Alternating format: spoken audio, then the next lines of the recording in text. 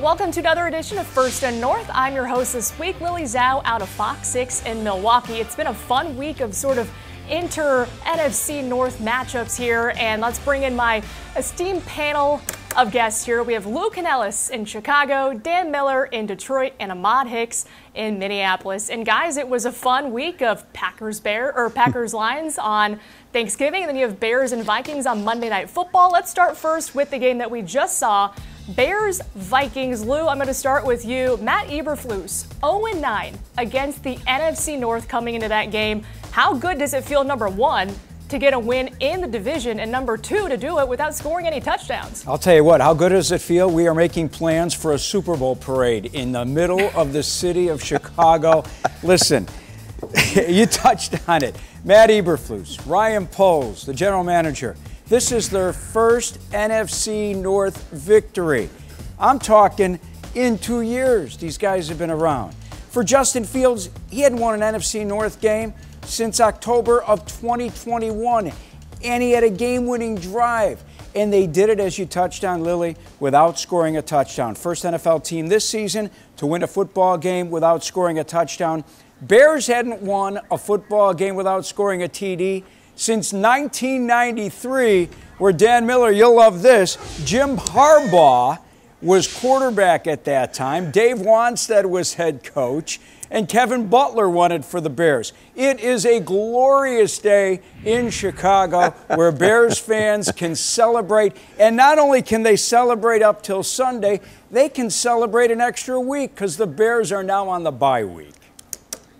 Well, going from elation to kind of disappointment in Minneapolis, Ahmad, what's going on with the Vikings? I'm sure this locker room is pretty stunned losing to the Bears, especially at home, and it's kind of been tough with home field advantage for you guys this season. Yeah, you know, they have not played well at US Bank Stadium, and there were a lot of heads being hung in that locker room following the game. Josh Dobbs won. For example, he just sat at his locker just tapping his foot on the floor for about 15 minutes following that game.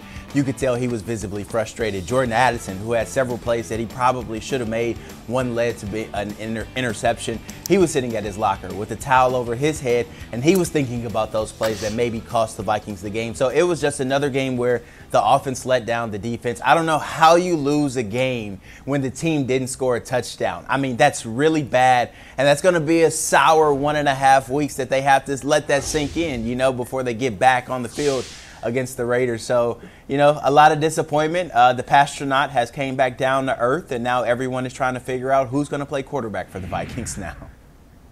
And I'll touch on that with you later, Ahmad, but I want to get to Dan here quickly. Dan, you guys full on turkey? Are you recovering from that Thanksgiving Day beatdown from the Packers? How are things in Detroit after that loss to Green Bay? Yeah, I think the Packers came in and ruined some Thanksgiving dinners. There's no doubt about that. It was, look, credit to Green Bay. They came in, jumped on them right away. First play of the game, 50-plus yard pass down the field, and the Lions were on their heels the rest of the day. And it kind of, look, we've seen this Lions team play well. And we've seen this Lions team struggle. When they struggle, they turn the ball over. In this game, they turned the ball over. When they were 1-6 last year, they were turning the ball over. When they were 8-2 at the end of last year and 8-2 to start this year, when they play well, they take care of the football. And there's obviously things they have to deal with there. Dan Campbell came out on Monday this week and talked about the fact that, you know, you can talk about defense and the lack of pressure and a pass rush and things like that.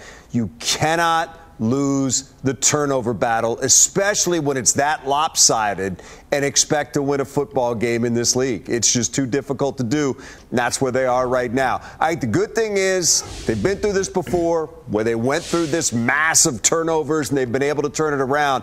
But they've got to do that because, look, they were able to escape for a couple of weeks. Improbable win over the Bears, improbable win over the Chargers when the Chargers scored 5 consecutive times to end the game and the Lions still found a way to win. Didn't happen against Green Bay. So full credit to the Packers, and the Lions need to figure some things out before they get going this week. Dan, I'm going to stick with you here. Is there a concern at all with Jared Goff and the fumbling issues, or is it just kind of a case-by-case scenario? Is there a concern in that regard? Yeah, I think there is. I mean, look, I think if he doesn't stop it, yes, there's a concern. And the reason I say that is if you go back to their start last season, Goff had interceptions, Goff had fumbles, Goff had a lot of turnovers, and then like a faucet, he just turned it off and went on that incredible streak where he didn't turn the ball over at all. And then we saw at the beginning of this year, again, when they turned it over, they had problems. When they didn't, they were winning games. So I think the answer to your question is, if it continues, yes, it's a concern, but we've seen him stop this before. So there's no doubt he's under a microscope. He'd be the first one to tell you that. He's got to figure out some way to protect that football. He's not a scramble guy. He's a guy that maybe steps up in the pocket, a couple of steps left or right. But when he does that, as he has said himself, he's got to make sure he protects that football. So, look, overarching concern for this team is turnovers and not being on the wrong end of that, because it's just too difficult for them to win. They don't have, in week-to-week basis, that kind of edge over other teams to where they can survive that. So, look, he's got the football more than anybody else, so it's going to start with him in terms of protecting it. And all the quarterbacks kind of under the spotlight in that regard, from, Jared Goff to Justin Fields and Josh Dobbs. But I will say this, Jordan Love, when he played against the Lions, certainly kept the ball in check, didn't put himself in any sort of position to have a bad play, and they really took control. They seem very confident, and I don't think this is something that we expected to see out of this young Packers team about 6 to 8 weeks ago. I mean, at that point, I was telling Lou, these guys were excited for a top 5 pick, and now that narrative has really shifted to say this Packers team is still very much in the playoff hunt. There's still a lot ahead of them, and their schedule is still very favorable. So things are feeling really good right now in Packerland. But again, Patrick Mahomes and the Chiefs will come to town, and they might bring them back down to earth. But I think we like the improvement that we have seen from Jordan Love in that department. The Packers right now, 0 in terms of the turnover differential. They've given away 12 and have also taken 12 as well. So speaking of the turnover differential, from Dan to now us here in Green Bay to, of course, Justin Fields, Lou. Is this a guy, in your opinion, who will show enough in the final 6 weeks of the season to save his job in Chicago? Had a couple fumbles there against the Vikings where it got a little dicey, but he was able to make those big plays down the stretch to help you guys win. It was funny. I was on social media, Lily and Dan and Ahmad, after he fumbled it for the second time late in that football game on Monday night. And the majority of fans out there screaming, "I've seen enough. I can't stand it anymore. We need to go out and get Caleb Williams. We need to go out and get Drake May." And then what does he do? He completes a 16-yard pass to DJ Moore. By the way, I have been screaming all year long, target DJ Moore. Get him 10 to 15 targets a game. Finally, they did last night. And then the big pass, obviously. A couple of throwaways after the 16-yard completion to DJ Moore. And then he finds him in the middle of the football field, wide open for a 36-yard gain.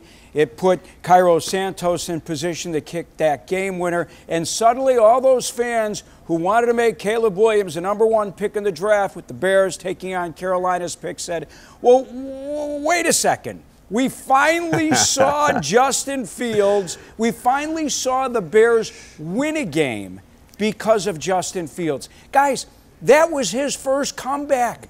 He had a couple of other comebacks earlier in his career, but one was more because of Roquan Smith. One was more because the Texans were just so pathetic. This was because, he persevered through the problems of the holding on to the football. By the way, that was his 7th turnover in the 4th quarter of football games this season. He didn't let it get to him. He bounced right back, had time in the pocket, got out of the pocket, found more, got in the position to kick the game winner. And now I think the jury is still out. Lily, we still don't know. He has 5 games to now prove that he belongs as the franchise quarterback in this town, which would then come with a massive new contract as we get ready for season 4 of his deal. And Lou, I'm also curious here, though, with the situation that's going on in Carolina. They fire Frank Reich.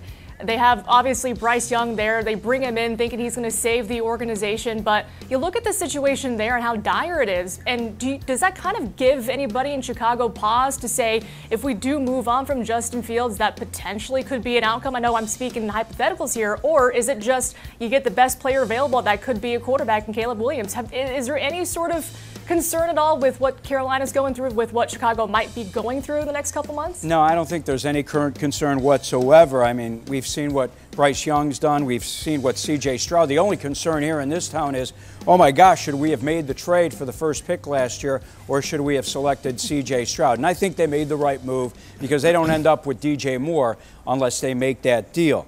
In regards to what this franchise does next, this is my personal opinion. I believe that Justin Fields would need to go out and throw for 300 plus and 4 touchdowns in each of the 5 remaining games for this team not to select a quarterback with potentially the number 1 pick. Why? Because last year they had the number 1 pick and traded it.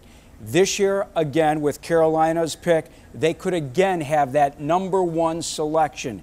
And I don't see, personally, just me, Ryan Poles putting himself in a position where he would again walk away from drafting potentially a generational quarterback with that number 1 selection. I think Justin Fields needs to do so much more. And guess what? Before he completed that 36-yard pass to DJ Moore, it was more of the same from Justin Fields. Can't bring the team back, hasn't done it, gives up the football too often when games are on the line. We will see over the next 5 weeks. It will certainly be interesting. And let's stay with the quarterback talk now. Let's go to Minneapolis with Ahmad. And you talked about the pastronaut, Josh Dobbs, coming back down to earth the last couple of weeks. Has the kind of flair worn off from him at all? Or do you still believe that he might be the guy for you guys the last 6 weeks of the year?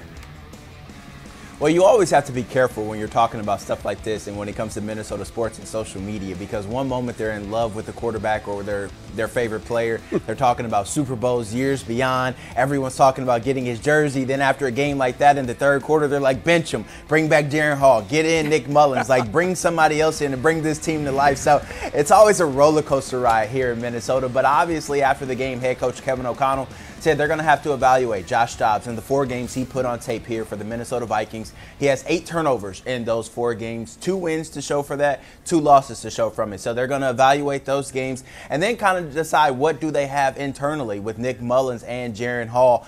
You know, when I was speaking to some players on the team the other day, they said they're confident with whoever goes out there as long as that player is playing confident. And I think for Josh Dobbs, he's still thinking a lot. Like that interception where he threw it to Jordan Addison, where it hit him right in the face mask. That's one of those balls where you just put it on him. Let your receiver go catch it and go make a run after a catch. Or the wide open pass Jordan Addison and Dobbs misconnected on, you know, later in the game. That's one you have to have, those type of plays. So, you know, the Vikings will have to just assess, you know, everything that they put on tape, see who gives them the best chance to win. But honestly, you know, Josh Dobbs did look bad last night, 4 interceptions. That's never a good thing. But I do think that when he has time to play, when he does understand this offense, and when he's being him and just trying to run the football, create extra things happen with his legs, I think that's when the Vikings are in good shape. So who knows who's going to play quarterback right now. I also think Kevin O'Connell didn't have a good game last night. He was challenged by Matt Eberflus in that Bears defense, and I don't think he stepped up to that challenge. That offense looked lifeless last night. There was little creativity. So I think he's also happy for the bye week to get Justin Jefferson back to kind of help expand things. So I think it's hard to judge when you don't have your number 1 wide receiver out there. So maybe they give Dobbs another week before pulling the plug, but I honestly have no idea just yet. Well, you bring up a good point there. The Vikings activate Justin Jefferson from IR, which is a good sign for him. Do you think that there is going to be any sort of period, like a feeling out period with him and Josh Dobbs, knowing how well he knew Kirk Cousins on the field? And do you think that just his presence alone, regardless of not if they do need time in that relationship, how big of an impact will Justin be on the field for you guys? Well, I think the type of talent Justin Jefferson has is one that's an immediate impact. But being a former player of myself, you know, playing college football, timing means everything when you're talking about wide receivers and quarterbacks and chemistry. And as we saw with Jordan Addison and Josh Dobbs last night, that in route was open, but he drilled him in the face mask. Justin Jefferson may be open, but their timing and chemistry may not be up to par just yet. So, you know, I think they're going to need some time. Whoever is playing quarterback for the Minnesota Vikings moving forward is going to need time line with just Justin Jefferson, TJ Hockenson, and every other weapon that they have, because none of them got all the reps that they needed throughout training camp because Kirk Cousins was there. But now he's gone down with that Achilles injury, so everyone is kind of trying to fill that void that Cousins left, and that's a big void to fill. So I think time heals all wounds, and I think the Vikings, that's what they need at the quarterback position. But obviously time is not on their side right now with 5 games remaining. And, of course, I guess the encouraging thing is that the offense feeling things out, but the defense played well for you guys despite the loss. And speaking of defenses, I want to go back to Dan in Detroit. And Dan, what's going on with the Lions defense? I feel like you guys kind of came out, and, I mean, when they played the Packers at Lambeau, I mean, it was just taking Green Bay to town. But the last couple of weeks, it's kind of been lackadaisical on that end. Yeah, and I would say this, credit Green Bay for a lot of that, because I think they just played a lot better on Thanksgiving Day than they did on Week 4 when we played them at Lambeau Field. And that was a different quarterback that we saw. And to your point, Lily, give Love some credit. Over 300 yards against the Chargers the week before, heck of a game against the Lions. So he's starting to show something. I think what they got going on in Chicago is fascinating. I agree with Lou. You need to draft one, because this is your shot. You may not get another shot.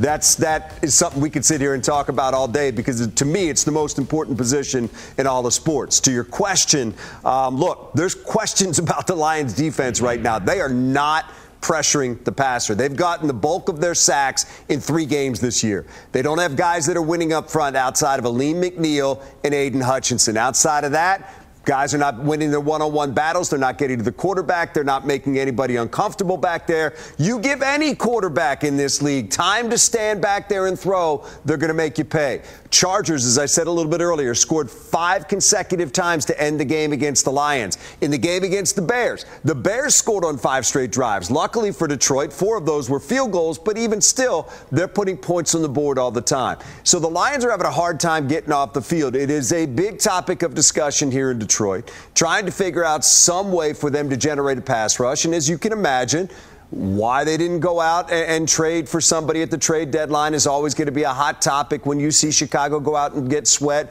when you see Philadelphia and San Francisco, 2 teams that you're competing with, go out and get guys to play on the defensive line. So, yeah, Lily, there's no doubt that is something that needs to be shored up as they head forward in this season. We'll see what happens this week against New Orleans, but there's a lot of talk about this defense right now. They've been much better than they have been in the past couple of years. But this is the time of year where you need to be playing your best, and I think there's questions as to whether or not they're anywhere close to that right now. Well, let's move on to next week then. After, Dan, you mentioned the Lions, you guys play the Saints. Derek Carr isn't, winning an MVP anytime soon, so there is an opportunity there for you guys to take command and kind of get back to playing that Lions brand of football on the defensive side. What, outside of a win, would you be most encouraged to see from Detroit after, coming up short on Thanksgiving? It's clean football. It's getting back to who they are. It is running the ball on offense. Jared Goff utilizing that to then use play action and bring those receivers in. But it's a team that's built around that offensive line up front. That's where their assets have gone. They got to get back to that. They're at their best when they're running it with those 2 running backs, Montgomery and Gibbs, and then Goff is able to keep defenses kind of at bay and throw the football. That's on the offense. On the defense, find some way to start generating some takeaways, which is something that's been really difficult to do. Don't turn it over on offense. Find a way to start taking the ball away on defense. And let me say this. It's a big game for this football team because they got to go to Chicago the week after this, and that's not going to be easy. So you could be looking at some sort of losing streak here if you don't find a way to go down to New Orleans and get a victory. So, look, they're 8-3. They're in great shape. Certainly, they're thankful that the Bears were able to beat the Vikings the other night. But it's about playing your best as you get into December, and we're going down the stretch here. And they haven't done that. So I think the talk in Allen Park this week is just about going back to things that you know you've already done, playing at a high level, playing clean, stopping the penalties, stopping the turnovers. If they can do that at a tough place to play down in the Superdome, they're going to have a shot to win. But if they go down there and play the way that they've played the past couple of weeks, they're going to make life really difficult on themselves. And the future's still bright for this Lions team. You guys are 2.5 games up on the Vikings in the NFC North, and a pretty big gap there for you guys. And that's all, of course, thanks to the Bears. And Lou, I know you and the Vikings, you guys are both on a bye this week. I mean, this defense, I think, was much maligned, right? But they were playing kind of like the '85 Bears against Minnesota. I mean, is this something to hang your hat on after their performance against Josh Dobbs and company? Absolutely. I'll tell you what, this defense has been playing well ever since Alan Williams was dismissed as defensive coordinator in Chicago, and Matt Eberflus took over the defense. Now remember, he was D coordinator in Indianapolis for 4 seasons before getting the Bears head coaching job. So he's double duty right now, but I'll tell you what, this defense has never been more aggressive, and he flat out, and Ahmad brought it up, he outcoached Kevin O'Connell last night with the defenses he called, with the pressure he brought on Joshua Dobbs. This defense is playing with a ton of confidence right now. They have forced 8 turnovers the last 2 weeks, 7 interceptions, so they went from the bottom of the league in picks right now to the top of the league. They're 3rd in the NFL in interceptions right now, and a lot of it is having to do with Montez Sweat. And we can sit and look at strictly only the sack numbers, and Sweat had a sack and a half last night, but he is making others on that defensive line a force. A Jervon Dexter, who's a rookie, who's now settling in, feeling confident out there. A Justin Jones. He's allowing those linebackers that they spend so much money on. Tremaine Edmonds out of Buffalo. TJ Edwards, the former Eagle. Even Jack Sanborn, who's playing in the middle for the Bears right now. And the secondary, coming into the season, I thought the Bears secondary was actually its strongest position.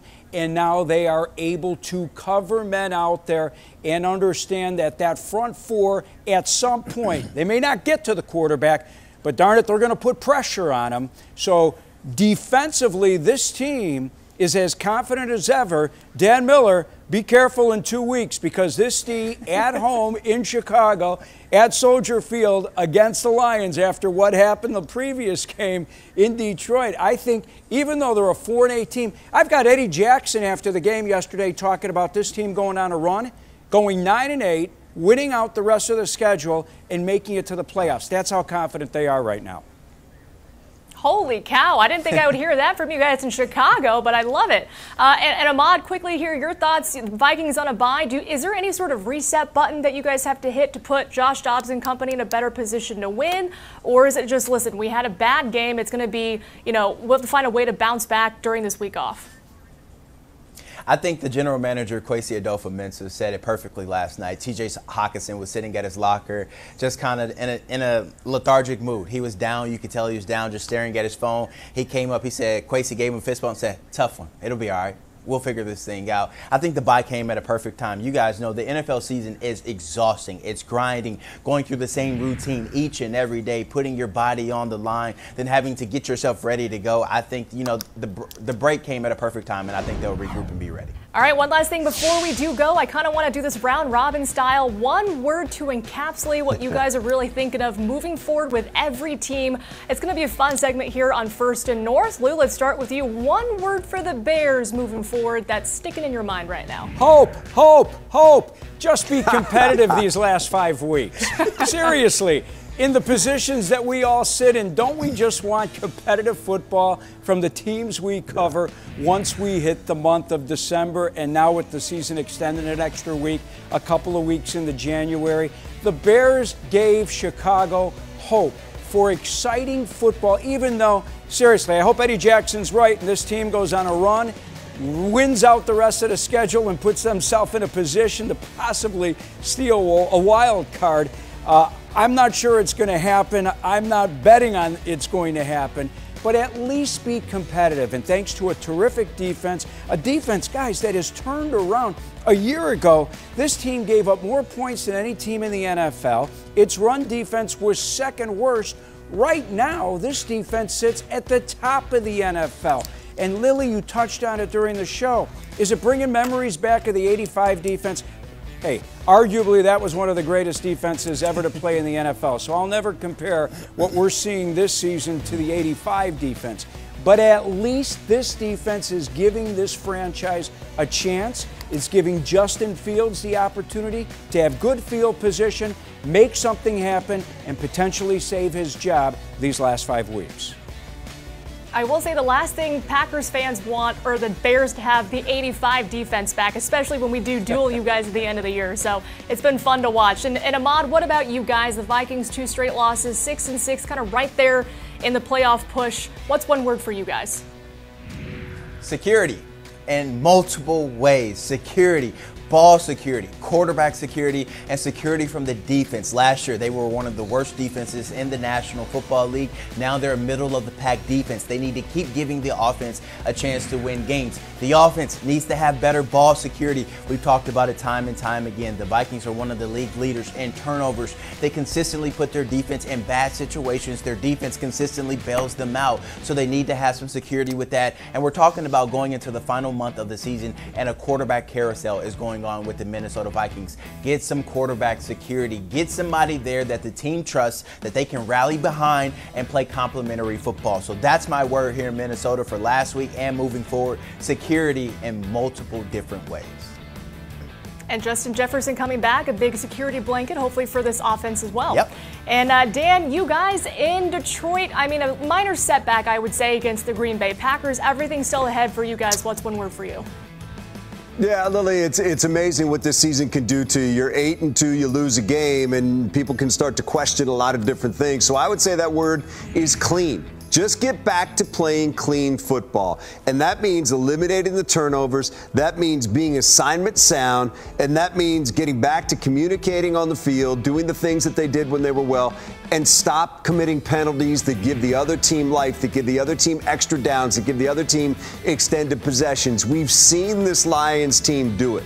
They're not good enough to win consistently if they don't. So the word that Dan Campbell uses a lot is the word that I'm stealing right now. It's clean. If I had a dime for every time that he's told me they need to play clean football in the 3 years that he's been here, we could go out and buy a meal right now. That's one thing he believes in. That's one thing coaches preach. They've got to get back to playing clean football, the kind of football where you're your best advocate and you're not helping the other team consistently. They do that, they'll get back to playing some pretty good football.